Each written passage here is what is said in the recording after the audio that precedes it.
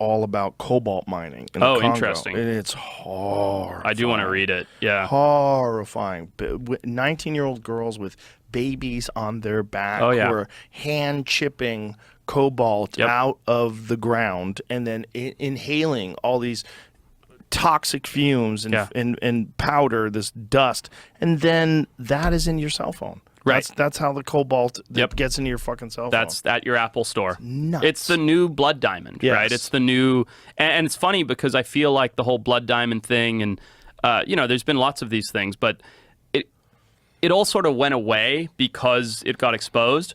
But I feel like no one's talking about the inhumane things that are taking place for our modern conveniences. It's one thing when it's a luxury, like a blood diamond, right? Or whatever. But when it's like, oh, well, I can't live without my iPhone, then it's like we're willing to turn a blind eye to it. It's like people choose not to accept it because it's part of their life. Just think about how many people who consider themselves social justice warriors, and they do this complaining on a phone that's made by slaves. Totally. Yeah. So they're literally tweeting or texting or whatever their complaints on a thing that is contributing to the thing they're complaining about. They're contributing to the worst version of it in humanity right now. Isn't it crazy? It's really crazy. I mean, it's like literally human trafficking. So in the book, does he actually go into the Congo and witness this? And he took video footage. He came on. His story is so compelling. I must listen to it. And he talks about it with such passion because he worked on this for years and years. Yeah.